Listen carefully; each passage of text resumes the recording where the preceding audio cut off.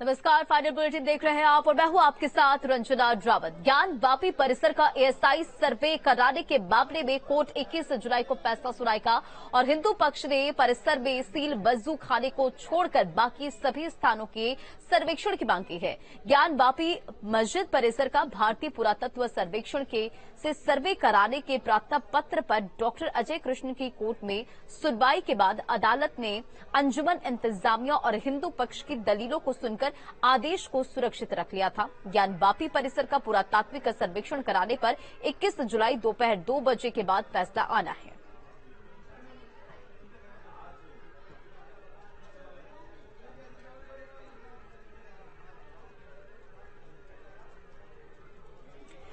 BJP नेता और अयोध्या हनुमानगढ़ी के महंत राजू दास विपक्ष पर जमकर बरसे। राजू दास ने विपक्षी गठबंधन पर आपत्तिजनक टिप्पणी की है, तो वहीं उन्होंने अंबेडकर नगर में ईसाई मिशनरी की तरफ कराए जा रहे धर्मांतरण पर तीखा हमला भी बोला। देखिए,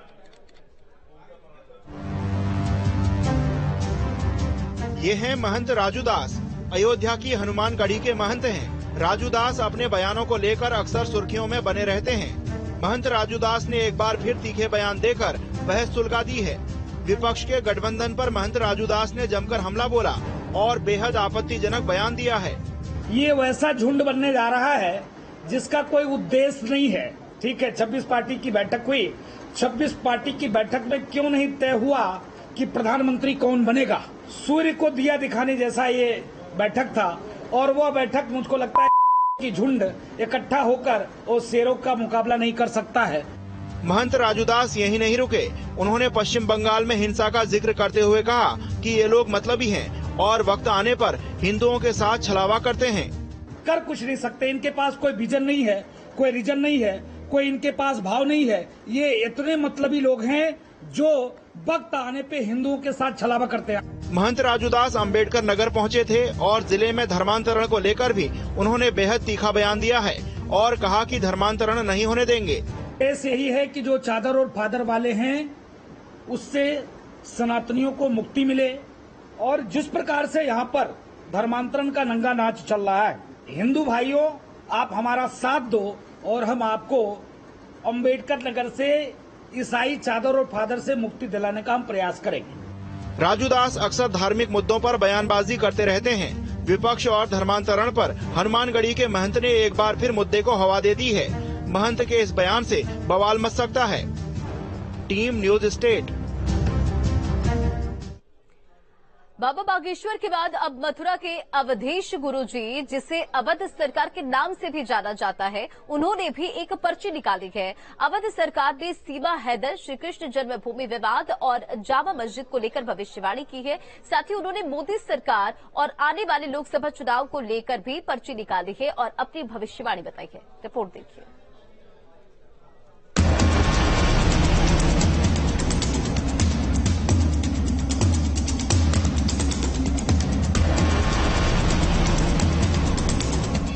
बाबा ने बता दिया सीमा हैदर कौन। सीमा हैदर जो है वो एजेंट ही है। बगैर एजेंट के हमारे भारत देश में कोई यहाँ आएगा नहीं। बाबा ने बता दिया किसकी सरकार आएगी। फिलहाल बीजेपी अच्छा कार्य कर रही है, अच्छा कार्य करेगी, हमें विश्वास है आगे भी बीजेपी को ही आना चाहिए। बाबा ने बता दिया कृष्ण मंदिर कब बनेगा। और आप विश्वास करिए कि जैसे ही ये सरकार बदलती है, सरकार के आते ही और 28-29 तक इसका निर्णय आ जाना चाहिए और हमारी मस्जिद में मंदिर दोबारा से बनना चाहिए। आजकल जमाना भविष्यवाणी का आ चुका है और लोग भविष्यवाणियों पर भरोसा भी खूब कर रहे हैं। इसी चलन को देखते हुए यूपी के पर्ची बाबा अवध सरकार ने भी कई भविष्यवाणियां कर दी हैं। भविष्यवाणी सच होगी या झूठ ये तो आने वाला समय ही बताएगा, लेकिन जब तक समय आएगा तब तक बाबा जरूर चमक चुके होंगे। Team news state. खबर ग्रेटर नोएडा से। सीमा हैदर मामले में बड़ा खुलासा। पाकिस्तान से निकलने के बाद सीमा हैदर ने 5 दिन गायब रखी और 5 दिन बाद ग्रेटर नोएडा पहुंची थी सीमा हैदर। तो बड़ी खबर आपको बता रहे ग्रेटर नोएडा से सीमा हैदर मामले में बड़ा खुलासा। पाकिस्तान से निकलने के बाद सीमा हैदर 5 दिन रही गायब और 5 दिन बाद ग्रेटर नोएडा पहुंची थी। सीमा हैदर 5 जुलाई को पाकिस्तान से निकलने के बाद 10 जुलाई को नोएडा पहुंची। सीमा के पति ने गुम होने की एफआईआर दर्ज कराई थी। गुलाम हैदर के कहने पर सीमा हैदर के पिता ने कराई थी एफआईआर। कराची में दर्ज कराई गई एफआईआर की कॉपी मौजूद है। तो 5 दिन बाद ग्रेटर नोएडा पहुंची थी। इस पूरे मामले को लेकर लगातार तफ्तीश की जा रही, जांच की जा रही, पूछताछ की जा रही और इस पूरे मसले को लेकर तमाम तरह के खुलासे हो रहे हैं।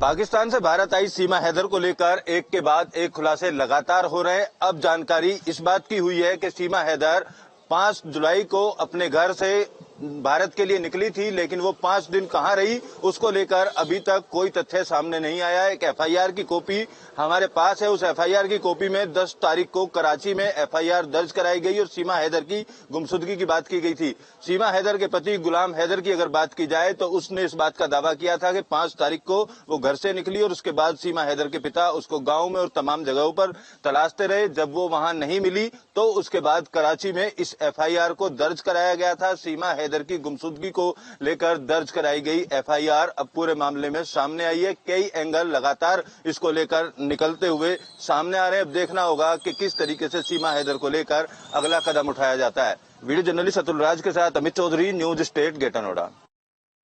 सीमा हैदर मामले में एटीएस की पूछताछ में नए नए खुलासे हो रहे हैं। एटीएस को सीमा के पास से एक टूटा हुआ फोन भी मिला है और एटीएस को शक है कि उस फोन में कई राज छिपे हो सकते हैं और सीमा का राज उस फोन से खुल सकता है।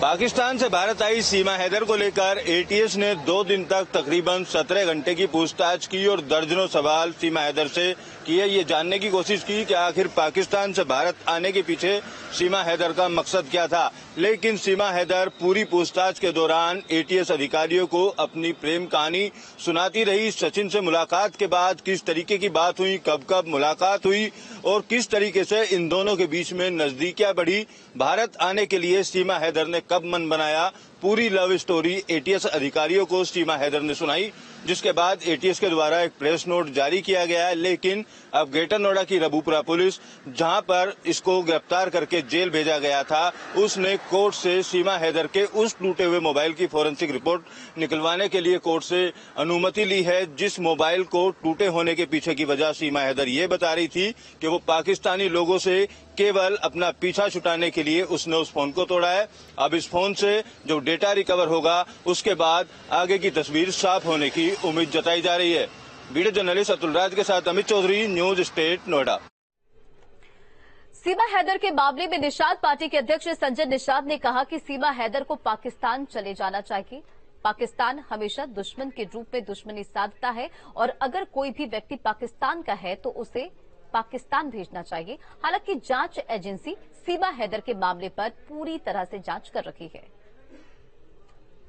मैं भारतीय हूँ, भारतीय संस्कृति को जानता हूँ और पाकिस्तान किसी दूसरे देशों के इशारे पर अपना रवैया बदलता रहता है और दुश्मन के रूप में पाकिस्तान हमेशा दुश्मनी साधता है। और कोई भी व्यक्ति अगर पाकिस्तान का भारत में आता है तो मेरा एक ही राय है, उसे पाकिस्तान भेज देना चाहिए। हम तो रहते तो उस समय जब पाकिस्तान भारत का बंटवारा हुआ था तो सबको मैं पाकिस्तान भेज देता और फ्री में भारत आराम से रहता। ये बीमारी नहीं रहती आज के दिन में। और खबर दिल्ली से, एनडीए सांसदों के 10 ग्रुप बनाए गए। हर ग्रुप की मीटिंग प्रधानमंत्री मोदी लेंगे। 25 जुलाई से होगी मीटिंग। तो बड़ी खबर दिल्ली से आपको बताते चले, एनडीए सांसदों के 10 ग्रुप बनाए गए हैं और हर ग्रुप की मीटिंग प्रधानमंत्री मोदी लेंगे। 25 जुलाई से मीटिंग होगी और हर दिन 2 रीजन की मीटिंग होगी। पहले दिन यूपी और नॉर्थ ईस्ट की मीटिंग होगी और हर ग्रुप में 35 से 40 सांसद रहेंगे। पहली बार एनडीए सांसदों की ग्रुप बनाकर ये मीटिंग हो रही है। तो 2024 के मद्देनजर एनडीए पूरी तरह से फोकस है। मणिपुर मामले को लेकर एआईएमआईएम अध्यक्ष असदुद्दीन ओवैसी से एक्सक्लूसिव बातचीत सुनिए। एमआईएम के चीफ असदुद्दीन ओवैसी साहब हमारे साथ खास बातचीत के लिए मौजूद है। पहला सवाल, मणिपुर को लेकर प्रधानमंत्री ने कहा कि चिंता का विषय है और गिरफ्तारी भी हुई है। प्रधानमंत्री चिंता का विषय 2 महीने के बाद कहते हैं। मई में ये बदनुमा वाकया हुआ है। 130 लोगों की हत्या हो गई, 60,000 गोलियां लूट ली गई, 6,000 हथियार लूटे गए, 50,000 लोग डिस्प्लेस हो गए। बीजेपी की सरकार है और 2 महीने के बाद देश के प्रधानमंत्री को मणिपुर का ख्याल आता है। अगर ये वीडियो नहीं निकला तो प्रधानमंत्री अपनी खामोशी बनाए रखते, वो इंसाफ नहीं करेंगे। अगर इंसाफ करना चाहते हैं प्रधानमंत्री तो वहां की सरकार से निकालकर आप सीबीआई को दीजिए, इंसाफ कुछ हो पाएगा। लेकिन आप कह रहे हैं कि इंसाफ नहीं हो पाएगा। सरकार का ये कहना है कि सिचुएशन को अंडर कंट्रोल किया। क्या कंट्रोल किया आपने? ये कंट्रोल कर रहे हैं कि देश के प्रधानमंत्री को वीडियो देखकर याद आता है महिलाओं की पीड़ा। ये देश का प्रधानमंत्री है, उसको आपको नहीं मालूम क्या हो रहा है? क्या गृह मंत्री नहीं गए थे? बीजेपी नाकाम साबित हुई मणिपुर में ईसाइयों को बचाने, उनके गिरजाघरों को बचाने में और महिलाओं को बचाने में। बहुत शुक्रिया हमसे बातचीत करने के लिए। मोहित राज दुबे, दिल्ली। एसपी नेता स्वामी प्रसाद मौर्य का बीजेपी पर निशाना। मणिपुर की घटना को लेकर प्रधानमंत्री मोदी को घेरा है। तो बड़ी खबर आपको बता रहे हैं, एसपी नेता स्वामी प्रसाद मौर्य का बीजेपी पर निशाना और मणिपुर की घटना को लेकर प्रधानमंत्री मोदी को घेरते नजर आए। महिलाओं के साथ बदसलूकी, राम राज्य की नंगा सच और बीजेपी के संरक्षण में ये सब हो रहा है, ये बयान है मौर्य का। पीएम को माफी मांगनी चाहिए, पीएम विदेश घूम रहे लेकिन मणिपुर जाने का वक्त नहीं। एसपी नेता स्वामी प्रसाद मौर्य ने मणिपुर की घटना को लेकर बीजेपी पर निशाना साधा है। उन्होंने कहा कि भाजपा के संरक्षण में ये सब हो रहा है, प्रधानमंत्री मोदी को माफी मांगनी चाहिए। भाजपा सरकार के लिए एक आईना है कि कहती कुछ है, करती कुछ है, मुंह में राम बगल में छुरी।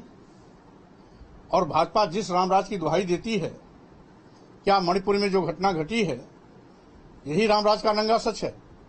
अगर यही रामराज का नंगा सच है तो मैं भाजपा के संरक्षण में हो रहे इस कुकृत्य की घोर निंदा करता हूं और सामूहिक रूप से माननीय प्रधानमंत्री जी क्षमा मांगे। मैं ये मांग भी करता हूं, आज पूरे देश का बुद्धिजीवी, पूरे देश की जनता, पूरे देश की महिलाएं इस घटना को जो भी देख रही हैं, अपने आप में उनके रोंगटे खड़े हो रहे हैं। और बीजेपी के प्रदेश अध्यक्ष भूपेंद्र सिंह चौधरी से खास बातचीत की संवाददाता ने सुनिए। यूपी के प्रदेश अध्यक्ष भूपेंद्र चौधरी हमारे साथ हैं और चुनाव के इस माहौल में नई तरह के परिवर्तन हो रहे हैं। सर, कल आप ओम प्रकाश राजभर से मिले तो मुलाकात में क्या बात हुई? नहीं, वो अभी भी एनडीए की बैठक से भाग लेकर आए थे। उनका फोन आया था मुझसे मिलने के लिए। मैं आजमगढ़ था तो मैंने बेहतर समझा, मैं उनके आवास पर उनसे बात करने गया था। उनका धन्यवाद मैंने किया कि वो हमारी विचारधारा के साथ और मोदी जी के नेतृत्व में, योगी जी के नेतृत्व में सरकारों ने जो काम किए हैं, हमारे जो एजेंडे हैं डेवलपमेंट के, उसके साथ उन्होंने जुड़ने का निर्णय लिया, उनके साथ चलने का निर्णय लिया। उनका कदम स्वागत योग्य है। मैं यही कहने उनके लिए गया था। और बाकी उनका भी संकल्प है, हमारा भी, कि हम सब मिलकर, हम एनडीए के रूप में जो भारतीय जनता पार्टी के नेतृत्व वाला गठबंधन है, मोदी जी के नेतृत्व में उत्तर प्रदेश की सारी सीटें जीतने का संकल्प है, तो हम सब मिलकर उसे पूरा करेंगे। सर, ये जो 80 सीटों को जीतने का संकल्प है, इसमें ओम प्रकाश राजभर कितने सटीक हैं और कौन से इलाके होंगे जहां आपको लग रहा है कि ये गठबंधन हो जाने से मजबूत हुआ है? नहीं, पूरे प्रदेश में उनका अपना वोटर बैंक है और उनके आने से भारतीय जनता पार्टी को, मोदी जी के नेतृत्व वाले एनडीए के गठबंधन को निश्चित रूप से लाभ होगा। और मेरे लिए गर्व की बात है कि उन्होंने हमारी योजनाओं के साथ, हमारे डेवलपमेंट के काम और देश के प्रधानमंत्री जी का जो संकल्प है सबका साथ और सबका विकास, और उत्तर प्रदेश के माननीय मुख्यमंत्री जी के नेतृत्व में उत्तर प्रदेश ने जो को संवारने का, सजाने का काम उत्तर प्रदेश को हुआ है, उसके साथ उन्होंने अपनी प्रतिबद्धता दर्शाते हुए पार्टी के साथ काम करने का निर्णय लिया है। तो हम मिलकर अपने सभी एनडीए के साथी मोदी जी के नेतृत्व में चुनाव लड़ेंगे और भाजपा सारी सीटें जीतेगी। इस संकल्प के साथ हम सब लोग मिलकर आगे बढ़ेंगे। आप कह रहे थे कि 23 से ही हम लोगों ने अभियान, वैसे तो साल भर से और पूरे टाइम चुनाव रहता है, मोदी जी की रैलियां या बड़ी रैलियां कब से शुरू कर रहे हैं? नहीं, देखो, भारतीय जनता पार्टी के जो अपने कार्यक्रम हैं, अभियान है, हमारे विचार से जुड़े विषय हैं, हम लगातार जनता के बीच में रहते हैं। हम सरकार में हैं, हमारी राज्य में भी सरकार है, आप सबके आशीर्वाद से, देश की, प्रदेश की जनता के हिसाब से। और केंद्र में भी हमारी सरकार है, 9 वर्ष हो गए। तो हमने अभी एक बड़ा कार्यक्रम, एक अभियान चलाकर हमने अपनी सरकार का रिपोर्ट कार्ड, सारे सरकार के काम जो हमने कहा, जो किए हैं, वो जनता के बीच में हमने रखे हैं। बात बताइए कि अब्बास अंसारी का जो विवाद है, चूंकि वो गठबंधन के साथी बन गए हैं, क्या आप लोगों पे भी फर्क डालेगा? नहीं, जैसा मुझे ओम प्रकाश राजभर जी का बयान भी आपने देखा होगा, वो समाजवादी पार्टी के नेता थे और गठबंधन की परिस्थिति में उन्हें चुनाव लड़ाया गया है। जहां तक उनके खिलाफ दर्ज मुकदमों का विषय है, सरकार की प्राथमिकता में है कानून का राज, और बेहतर कानून के राज के साथ सरकार आगे बढ़ रही है। जो भी अपराधी हैं, दोषी हैं, जिन्होंने अनैतिक काम किए, अनैतिक धन दौलत कमाई है, उनके सबके खिलाफ कार्रवाई जैसी होती रही है वैसी ही होगी। बहुत धन्यवाद। हमारे साथ यूपी बीजेपी के प्रदेश अध्यक्ष भूपेन्द्र चौधरी, जो इस बात को कह रहे हैं कि चुनाव 2024 में होना है, लेकिन उसकी तैयारियां हम 2023 से ही देखना शुरू कर चुके हैं। वीडियो जर्नलिस्ट सूफी खान के साथ Alok Pandey, news street, Lucknow. OP Rajbhar का बीजेपी से गठबंधन हुआ है, तब से विधायक अब्बास अंसारी को लेकर ओपी राजभर पर एसपी हमलावर है। न्यूज स्टेट से खास बातचीत में ओपी राजभर ने अखिलेश और शिवपाल यादव पर हमला बोला है, सुनिए।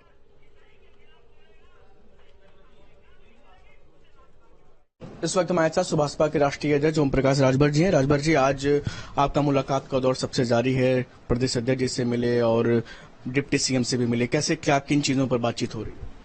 देखिए, गठबंधन में शामिल होने के बाद प्रदेश के अध्यक्ष हैं, उनसे मिले, प्रदेश के डिप्टी सीएम आनी ब्रजेश पाठक जी से मिले, माननीय केशव प्रसाद मौर्य जी दिल्ली गए हुए हैं, रात को उनसे भी मिलेंगे, माननीय दयाशंकर सिंह जी बाहर हैं, आ रहे हैं, उनसे भी मिलेंगे, शाम को माननीय मुख्यमंत्री जी से भी मिलेंगे। तो चूंकि अब हम एनडीए में हैं, तो फिर सबसे अब शिष्टाचार मुलाकात, फिर आगे कैसे काम किया जाए, जो हम लोगों ने लक्ष्य लिया है, हम लोगों ने जो प्रधानमंत्री जी के सामने जो तय किया है कि 2024 में तीसरी बार फिर माननीय नरेंद्र मोदी जी को प्रधानमंत्री बनाना है और 330 सीटें प्लस जीतने का हम लोगों ने लक्ष्य लिया है, तो उन्हीं सब बिंदुओं पर चर्चा की है। एनडीए के विपक्ष में एनडीए इंडिया सामने खड़ा है, कैसे देखते हैं और कितना सुनिश्चित 2024 लोकसभा चुनाव के परिणाम मान रहे हैं? देखिए, पटना की बैठक के बाद पीडीए बना, पीडीए का विलय हो गया एनडीए में, वो खत्म। बेंगलुरु की मीटिंग में दूसरा नाम आया, गठबंधन के एक साथी ने कहा कि कांग्रेस ने हाईजैक कर लिया, तो कांग्रेस का बयान आ गया कि हमको प्रधानमंत्री नहीं बनना है। वही क्लियर हो गया कि अंगूर खट्टे हैं।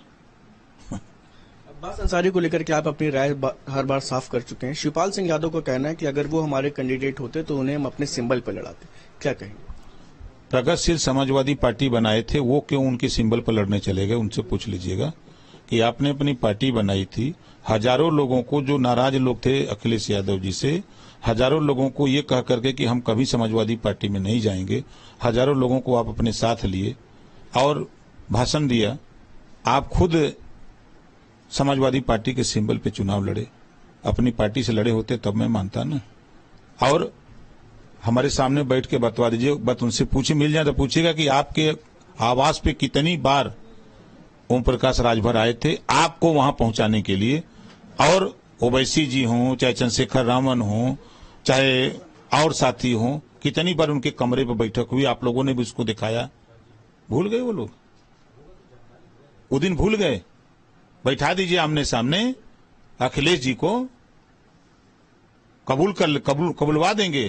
प्रमाण है न, प्रत्याशी घोषित किए थे संडीला ने, हम ऐसे ही थोड़ा बोलते हैं।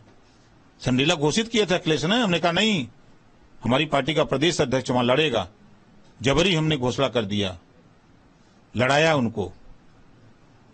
1 घंटा अंतिम दिन, 1 घंटा पहले 82 में पर्चा भरा, कहा बतियाएंगे शिवपाल जी। आधा घंटा पहले समाजवादी पार्टी का प्रत्याशी जाके मेहदावल बस्ती में पर्चा भरा। हम बहराइच सीट हमको कहे, फिर बाद में ले जाकर के अपनी पार्टी का प्रत्याशी वहां दिए। यहां मिले प्रत्याशी, उससे पूछ लीजिएगा, वो पासवान ललिता के कौन पासवान थी, और वहां सलेमपुर ले जाके नहीं, वहां हम प्रत्याशी दे रहे हैं, और जिसको हम कह रहे थे किसको लड़ा दो, वो बीजेपी में चले गए, मंत्री है। ये क्या बतियाएंगे शिवपाल जी? कुछ जानते हैं समाजवादी पार्टी के विषय में? जब थे तब थे, अब कुछ नहीं है वहाँ। ये झूठा वहाँ किसान पोत के भंडारी बने हैं। मोहन भागवत पूर्वांचल दौरे पर हैं और वाराणसी पहुंचे हैं।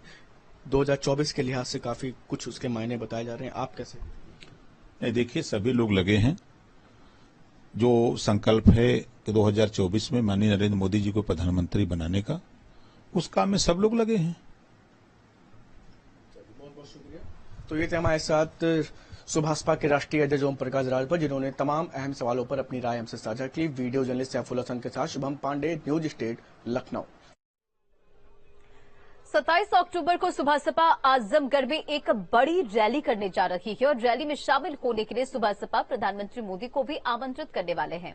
क्या है सुभाषपा की रणनीति? इस पर ओपी राजभर के बेटे अरविंद राजभर ने न्यूज स्टेट से खास बातचीत की। इस वक्त मेरे साथ अरविंद राजभर जी हैं, ओम प्रकाश राजभर के बड़े बेटे। अरविंद जी, कुछ ही दिन हुए आप लोगों को एनडीए में शामिल हुए। एनडीए की बैठक में आप लोग भी गए थे, आप भी थे वहां पे। कहा जा रहा है कि आजमगढ़ में आप लोग एक बड़ी रैली करने जा रहे हैं अक्टूबर महीने में। देखिए, ये क्योंकि 27 अक्टूबर पार्टी का स्थापना दिवस है और हर साल हम लोग अक्टूबर माह में एक बड़ा कार्यक्रम का आयोजन करते हैं, तो संजोग भी अच्छा है कि अक्टूबर माह में पार्टी का स्थापना दिवस है। तो हम लोगों ने एक प्रपोजल रखा हुआ है माननीय प्रधानमंत्री जी के समक्ष की अगर समय मिले तो हमारे कार्यक्रम में आप जरूर आने का कार्य करें, क्योंकि आजमगढ़ समाजवादियों की गढ़ कही जाती है, ऐसा उनका मानना है समाजवादियों का कि हमारा गढ़ है। तो उसमें हम लोग एक मजबूत, क्योंकि पहली बार कार्यक्रम हमारा आजमगढ़ में होगा। हम लोग हमेशा सेंटर पॉइंट बनारस और मऊ को बनाते हैं, बनारस और मऊ को बनाते हैं, तो इस बार हम लोग आजमगढ़ में करने के मूड में हैं। और टारगेट भी हम लोगों का है कि अब तक जितने भी कार्यक्रम हमने किए हैं उससे बड़ा कार्यक्रम करेंगे। तो जब बड़ा कार्यक्रम हो रहा है तो इसलिए हम लोगों की इच्छा भी है और हमारे पार्टी का मानना भी है कि अगर माननीय प्रधानमंत्री जी उस कार्यक्रम में आते तो बहुत अच्छा होता। उसका प्रपोजल हम लोग तैयार कर रहे हैं। प्रधानमंत्री जी का रिक्वेस्ट पत्र हम लोग भेज रहे हैं उनको कि हम जो पत्र भेज रहे हैं, अगर आपके पास समय हो तो उसमें जरूर आप शरीक करें। आजमगढ़ को समाजवादी पार्टी का सबसे मजबूत गढ़ माना जाता है, मैनपुरी इटावा को छोड़ दें तो क्या माना जाए कि उस गढ़ को भेदने के लिए इस रैली को आप लोग वहां पर आयोजित करने जा रहे हैं? देखिए, अब आजमगढ़ अब समाजवादियों का गढ़ नहीं रह गया है, वो अब माननीय ओम प्रकाश राजभर जी का गढ़ हो गया है। क्योंकि जो परिणाम वहां के आ रहे हैं लगातार देखने को मिल रहा है, संगठन विस्तार जिस हिसाब से चल रहा है, क्योंकि वहां की जनता को ये पता चल गया है कि कोई व्यक्ति उधर पश्चिम से आकर के यहाँ पर अपना गढ़ बताने का कार्य करता है और जहाँ के रहने वाले हैं वहां कुछ उनसे होता नहीं है। तो इसलिए आजमगढ़ को हम लोगों ने फोकस जो करने का काम हम लोगों ने किया है, उसका एक कारण भी है कि उधर इर्द गिर्द की लगभग 7 सीटें भारतीय जनता पार्टी हारी है और उनका कहना यह है कि आपकी वजह से हम लोगों ने हारा है। तो हम लोग जो कार्यक्रम का आयोजन कर रहे हैं उसमें हमारा एक टारगेट रहेगा कि उन 7 लोकसभा को हम कवर करें और कवर करके कम से कम 2.5 लाख से ज्यादा की संख्या एकत्रित करें। और अखिलेश यादव जब हमारे साथ थे तब भी हमने मऊ के हल्दरपुर में एक शक्ति प्रदर्शन किया था, जिसको देख करके पूरे प्रदेश की राजनीति में खलबली सा मच गया था। तो हमारे जो भी कार्यक्रम होते हैं, बड़े कार्यक्रम, उस पर सबकी निगाहें होती हैं। वीडियो जर्नलिस्ट बगराना के साथ अविनाश सिंह, न्यूज स्टेट, लखनऊ। और फाइनल बुलेटिन में फिलहाल इतना ही। खबरों का सिलसिला जारी, न्यूज स्टेट पर बने रहें।